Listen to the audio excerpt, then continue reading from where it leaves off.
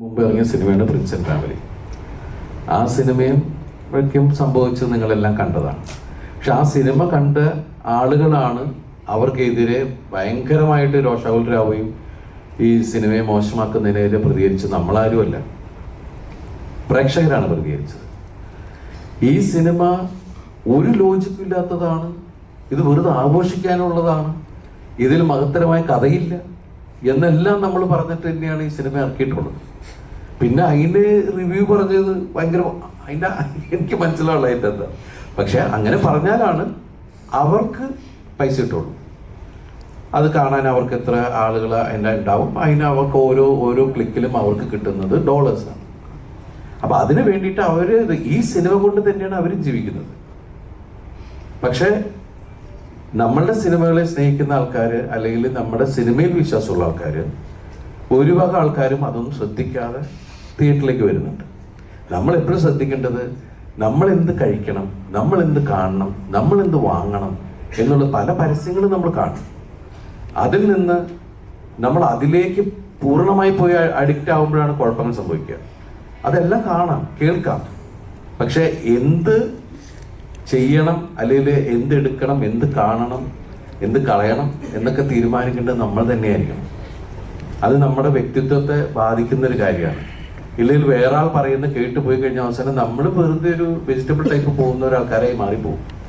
അപ്പോൾ നമ്മളുടെ ചിന്താഗതികളിൽ ആര് പറയണം കേൾക്കാം, ആരുമായിട്ട് എന്ത് ഷെയർ ചെയ്യാം, എല്ലാം ശരിയാണ്. പക്ഷെ ഫൈനൽ ഡിസിഷൻ എന്ന് പറയുന്നത് നമ്മുടേതായിരിക്കണം എന്ന് പറയാം. ഇപ്പം ഞാൻ ഇതുവരെയും റേറ്റിംഗ് നോക്കിയിട്ടോ ഒരു അഭിപ്രായം കേട്ടുള്ള, ഞാൻ ഒരാളുടെ സിനിമ കാണാൻ തീരുമാനിച്ചാൽ അതിൻ്റെ റേറ്റിംഗ് പോലും ഞാൻ നോക്കാറില്ല, അതിനെക്കുറിച്ചുള്ള റിവ്യൂ ഞാൻ കേൾക്കാറില്ല. ഞാൻ പോയി തന്നെ സിനിമ കാണും, അതെന്നെ ആസ്വദിച്ചു, ചിലപ്പോൾ എനിക്കത് ഭയങ്കര ഇഷ്ടമാവും.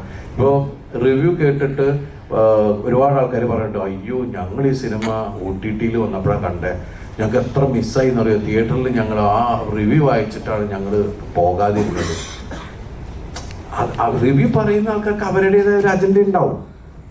അത് എല്ലാ സിനിമകൾക്കും. ഇപ്പം നമ്മൾ പല സിനിമകളും, ഞാൻ അഭിനയിക്കാത്ത തന്നെ പല ആർട്ടിസ്റ്റുകളുടെ, പല ഡയറക്ടേഴ്സിൻ്റെ സിനിമകളെ റിവ്യൂ പറഞ്ഞ് കൊന്നിട്ട് ഇതിൻ്റെ ഒരു സ്ട്രെസ്സും സ്ട്രെയിനും ഇല്ലേ.